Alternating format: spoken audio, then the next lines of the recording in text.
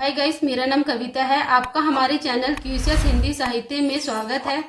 आज मैं आपको हरिशंकर प्रसाद द्वारा लिखी गई कहानी भोला राम के जीव से परिचित कराती हूँ। इसका प्रकाशन वर्ष 2016 है। दोस्तों, यह एक व्यंग्यात्मक कहानी है। इस कहानी में प्रशासनिक भ्रष्टाचार पर चोट की गई है।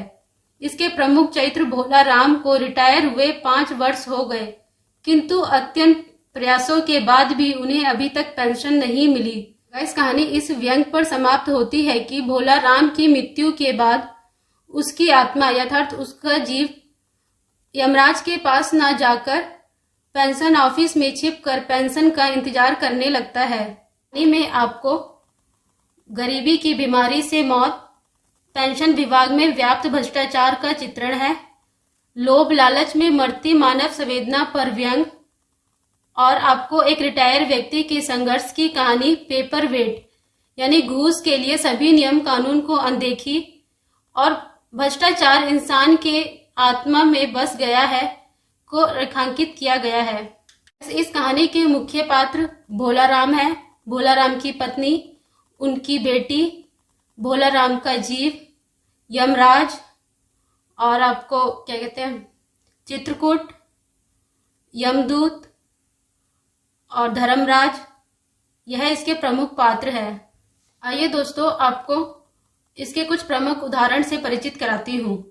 धर्मराज लाखों वर्ष से असंख्यक आदमियों के कर्म व सिफारिश के आधार पर स्वर्ग व नर्क में निवास स्थान अलॉट कर रहे हैं, परंतु ऐसा कभी नहीं हुआ था।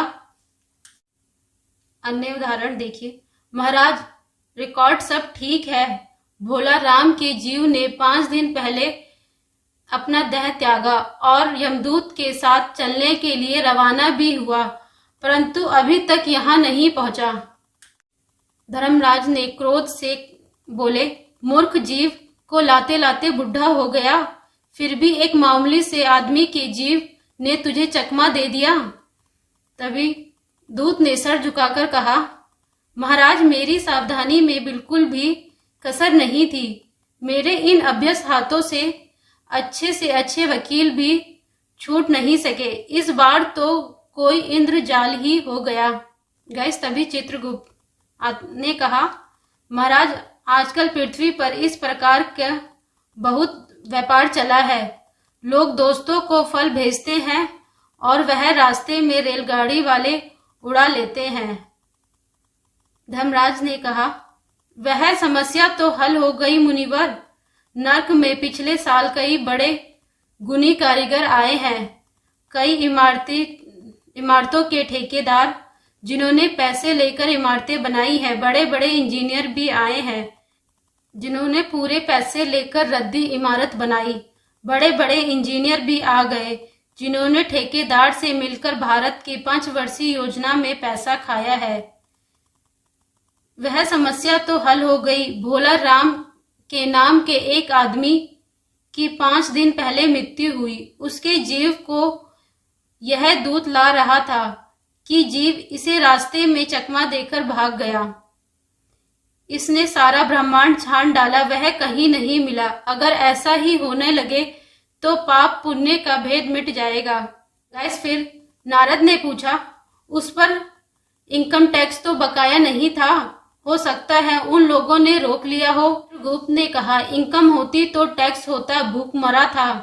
क्या बताऊं, गरीबी की बीमारी थी, 5 साल हो गए।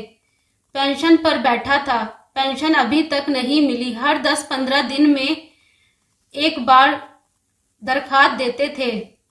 इन 5 सालों में सभी गहने बेचकर खा गए, फिर बर्तन बिके, अब कुछ नहीं बचा था। फाके होने लगे थे। चिंता में घुलते घुलते और भूखे मरते मरते उन्होंने दम तोड़ दिया। वहां से चलकर नारद सरकारी दफ्तर में पहुंचे। वहां पहले ही कमरे में बाबू से उन्होंने भोला राम के केस के बारे में बात की। उस बाबू ने उन्हें ध्यान पूर्वक देखा और बोला, भोला राम, दरख्वास्त तो भेजी थी पर उन पर वजन नहीं रखा यानी पेपर वेट, इसलिए उड़ गया। एक चपरासी ने कहा, महाराज, आप क्यों इस झंझट में पड़ गए? आप अगर साल भर यहीं चक्कर लगाते रहें फिर भी काम नहीं होगा।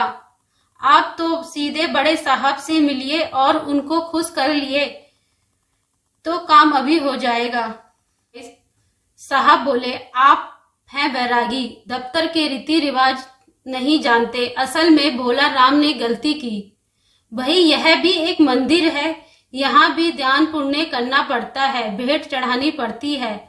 आप भोला राम के खास मालूम होते हैं। भोला राम की दरखास्तें उड़ रही हैं, उन पर वजन रखिए। गाइस, वजन से तात्पर्य पेपर वेट यानी घूस रखिए। साहब ने कुटिल मुस्कान के साथ कहा, मगर वजन चाहिए। आप नहीं समझे, जैसे कि यह सुंदर वीणा, इसका वजन भोला राम की दरख्वास्त पर रखी जा सकती है। मेरी लड़की गाना बजाना सीखती है, मैं उसे दे दूंगा। साधु की वीणा बड़ी पवित्र होती है। लड़की जल्दी से संगीत सीख गई तो उसकी शादी हो जाएगी। सहसा फाइलों में से आवाज आई, कौन पुकार रहा है मुझे? पोस्टमैन है क्या? पेंशन का ऑर्डर आ गया। साहब डर के कुर्सी से लुढ़क गए और नारद भी चौंके, पर दूसरे क्षण ही समझ गए। बोले, भोला राम, तुम क्या भोला राम की जीव हो? हाँ, आवाज आई। नारद ने कहा, मैं तुम्हें लेने आया हूँ, चलो, स्वर्ग में तुम्हारा इंतजार हो रहा है। आवाज आई, मुझे नहीं जाना, मैं तो पेंशन की दरखास्तों में अटका हूँ, मेरा यही मन लग गया है, मैं अपनी दरखास्तों को छोड़कर नहीं जा सकता। दोस्तों, आपको इस कहानी से क्या सीखने को मिला?